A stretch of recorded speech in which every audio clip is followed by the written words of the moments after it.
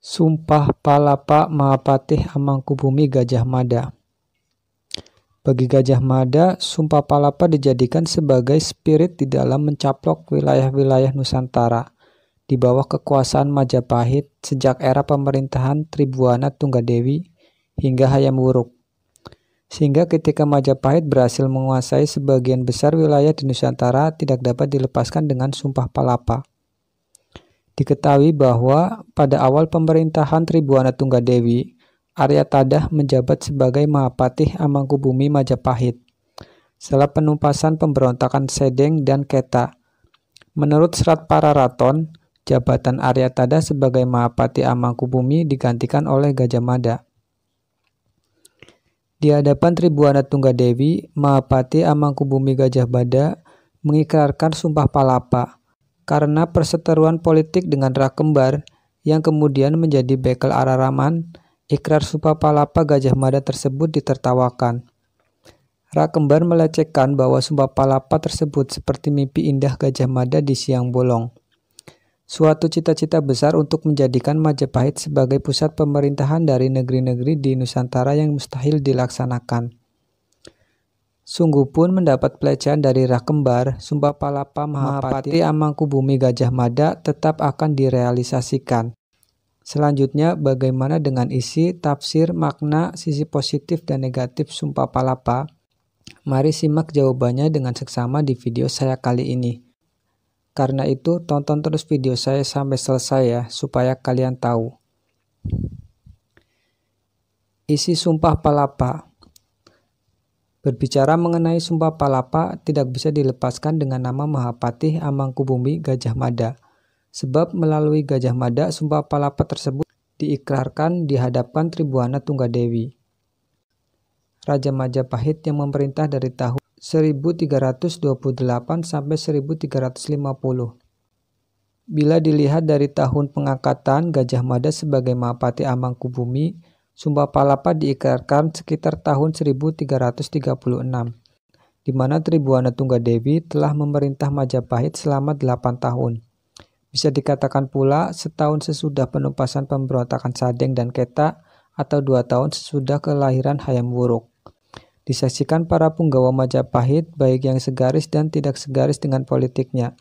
Mahapatih Amangkubumi Gajah Mada mengikrarkan Sumpah Palapa. Serat Pararaton mencatat Sumpah Palapa Gajah Mada demikian. Lamun huwus kalah Nusantara, ingsun amukti palapa. Lamun kalah ring gurun, ring seran, Tanjung Pura, ring haru, ring pahang, dompo, ring Bali, Sunda, Palembang, Tumasik, samana ingsun amukti palapa. Yang artinya, jika Majapahit telah mengalahkan Nusantara, saya baru akan melepaskan puasa. Jika mengalahkan Gurun, Seram, Tanjung Pura, Haru, Pahang, Dompo, Bali, Palembang, Tumasik, demikianlah saya baru akan melepaskan puasa. Dari kandungan isi Sumpah Palapa yang dikutip di muka, bisa disimpulkan bahwa sewaktu Gajah Mada menjadi Mahapatih Amangkubumi, jajahan Majapahit belum menjangkau wilayah Gurun atau Pulau Gorom atau Seram bagian timur. Seram, Tanjung Pura, Haru atau Kerajaan Aru, Sumatera Utara, Pahang atau Malaysia, Dompo atau suatu daerah di Pulau Sumbawa, Bali, Sunda, Palembang atau bekas ibu kota Sriwijaya, dan Tumasik atau Singapura. Melalui Sumpah Palapa diperkirakan bahwa Gajah Mada berkehendak membendung pengaruh dari kerajaan-kerajaan di Asia Tenggara di lingkup Kepulauan Nusantara. Hendaklah Nusantara harus berada di bawah kekuasaan kerajaan yang ada di dalamnya, bukan dikuasai kerajaan lain yang ada di daratan Asia Tenggara. Kukuhnya ikrar Gajah Mada tersebut membuat kata Palapa diabadikan menjadi nama satelit komunikasi milik Indonesia. Tafsir Sumpah Palapa. Sampai sekarang, kata Palapa dalam Sumpah Mahapatih Amangkubumi Gajah Mada masih sering ditafsirkan oleh para arkeolog atau sejarawan.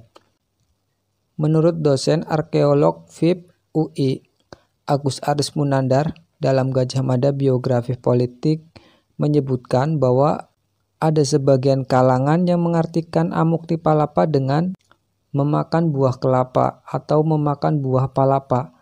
Namun, jika buah kelapa memang jelas maksudnya. Tetapi buah palapa sampai sekarang belum ada yang mengetahui bentuk dan apalagi rasanya. Muhammad Yamin menafsirkan bahwa Sumpah Palapa merupakan ungkapan Gajah Mada untuk tidak akan pantang bersenang-senang sebelum janjinya tersebut terrealisasi. Sementara sejarawan Slamet Muljana menyebutkan bahwa Amuktipalapa artinya Gajah Mada akan merealisasikan sumpahnya hingga dibebas tugaskan atau dicutikan dari jabatannya sebagai Mahapati Amangkubumi Majapahit. Tafsir lain yang datang dari pakar bahasa Jawa kuno yakni P.J. Zoetmulder. Menurut beliau, Amuktipalapa diartikan mendapat kesenangan yang tiada akhir. Demikian pengertian lain, Gajah Mada akan mendapat kesenangan yang tiada tara jika saja seluruh wilayah Nusantara yang disebutkan dalam sumpahnya itu dapat mengakui kekuasaan Majapahit. Dari uraian di muka bisa dipahami bahwa para sejarawan belum menemukan titik temu di dalam memaknai Sumpah Palapa Mahapati Amangkubumi Gajah Mada. Sekalipun demikian, Sumpah Palapa cenderung dimaknai sebagai politik Gajah Mada di mana Majapahit diarahkan sebagai pusat pemerintahan terhadap seluruh wilayah di Nusantara. Makna Sumpah Palapa.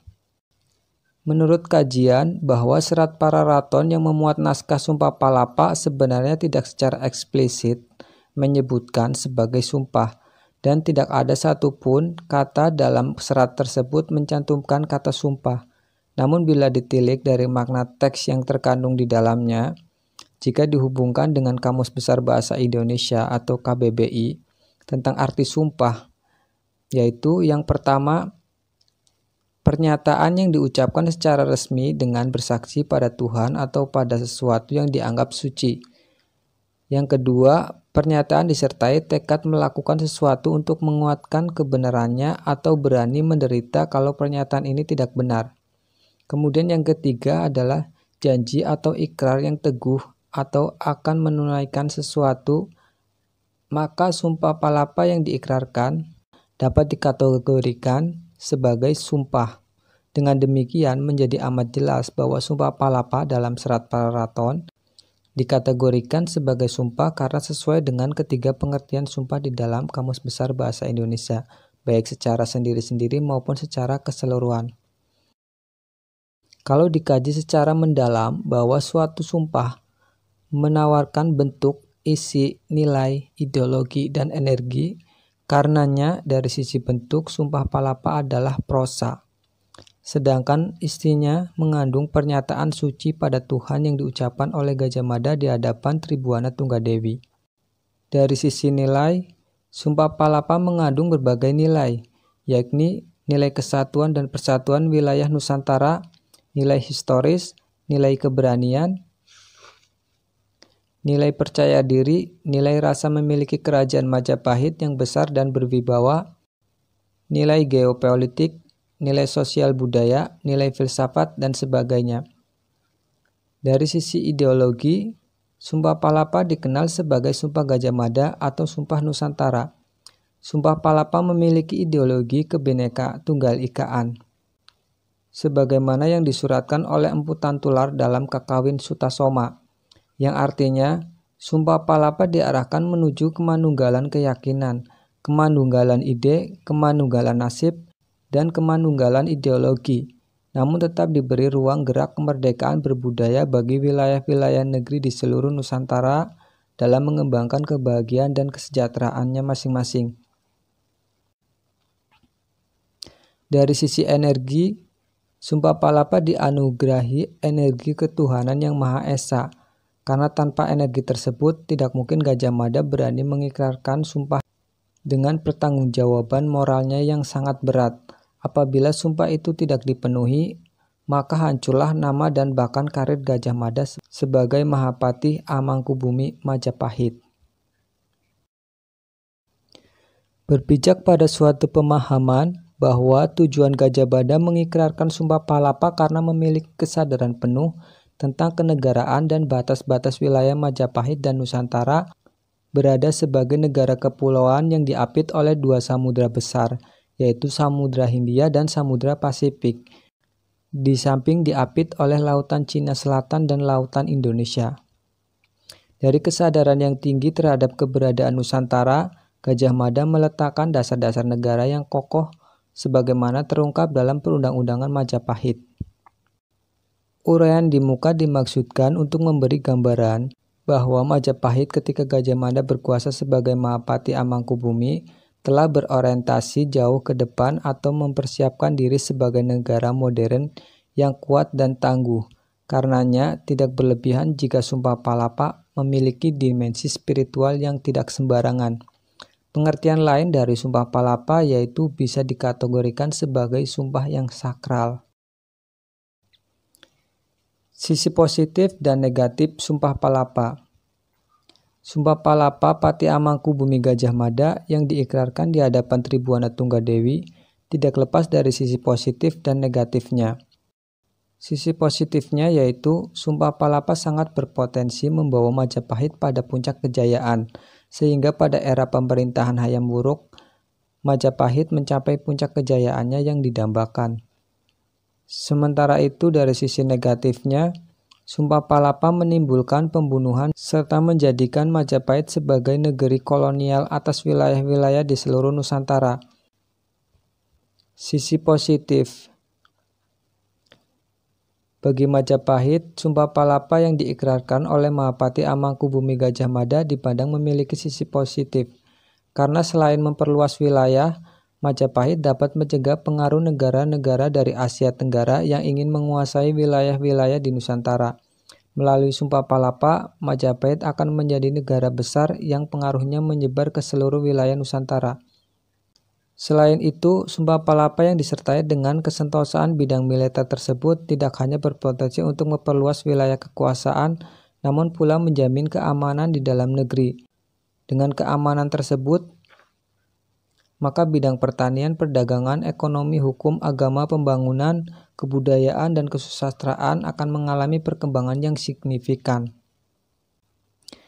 Diceritakan oleh Mahuan pada tahun 1413 bahwa masyarakat Majapahit yang beragama Hindu, Buddha, dan Islam dapat hidup rukun. Dari berita Mahuan tersebut dapat diketahui bahwa pengaruh Islam sudah ada di kerajaan Majapahit. Kehidupan sosial dengan penuh toleransi di Majapahit dibuktikan melalui Kakawin Sutasoma yang di dalamnya ditemukan kalimat Bhinneka Tunggal Ika, Tanhana Dharma Mangrua.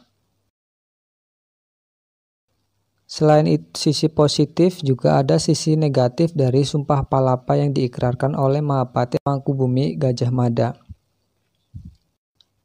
Lahirnya Sumpah Palapa tidak semulus yang dibayangkan. Berdasarkan Serat Pararaton, Sumpah Palapa tersebut mendapat tantangan dari Rakembar, Rabanyak, Jabung Tarewes, dan Lembu Peteng. Mereka melecehkan dan menyaksikan bahwa Sumpah Palapa Gajah Mada tidak akan dapat realisasi. Sira Sang Mantri Samalungguh Ring Panang Kilan Pepek Sira Kembar Apameleh Ring Sira Gajah Mada Anuli Inguman Uman Sira Banyak Kang Amului Milu Apameleh Sira Jabung Tarawes Sira Lembu Peteng Gemuyu Tumurun Sira Gajah Mada matur ing talampakan Batara ring koripan runtik Sira katadahan kabuluhan denira Arya Tadah akwe dosanira kembar Sira warak ingilangaken tan ucapan Sira Kembar sami mati, yang artinya adalah mereka para menteri duduk di paseban lengkap. Ia Kembar mengemukakan hal-hal tidak baik kepada Gajah Mada. Kemudian ia Gajah Mada dimaki-maki. Banyak yang menjadi penengah malah ikut menyampaikan hal-hal yang tidak baik. Jabung Tarewes mengomel, sedangkan Lembu Peteng tertawa. Turunlah Gajah Mada dan menghaturkan kata-kata di telapak Batara di Koripan atau Kahuripan. Marah ia mendapatkan celaan dari Arya Tadah banyak dosa kembar, warak dilenyapkan, demikian pula kembar, mereka semua mati. Di dalam merealisasikan Sumpah Palapa tersebut, tidak seutuhnya dilakukan oleh Mahapati Amangkubumi Gajah Mada, namun pula oleh Raja Tribhuwana Tunggadewi dan para punggawa Majapahit yang segaris dengan program politik tersebut. Sumpah Palapa tidak hanya menyebabkan serangan Majapahit ke wilayah Bali, Palembang, dan Damasraya, namun wilayah-wilayah lain yang diikrarkan oleh Gajah Mada. Serangan demi serangan menyebabkan perang hingga menelan banyak korban jiwa, raga, serta harta benda.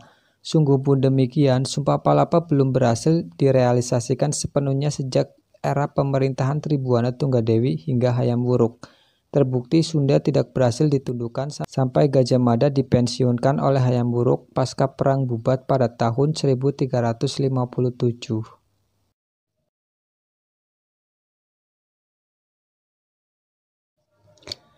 Demikianlah ulasan mengenai isi, tafsir, makna, sisi positif dan negatif dari Sumpah Palapa yang diikrarkan oleh Mahapati Amangkubumi Gajah Mada. Semoga saja apa yang saya sampaikan sebelumnya bisa memberikan informasi yang bermanfaat bagi sahabat semua. Dan tonton terus video saya selanjutnya ya, yang tentunya akan selalu memberikan informasi serta wawasan bagi sahabat semua. Terima kasih sudah menonton video saya sampai selesai ya sahabat. Salam.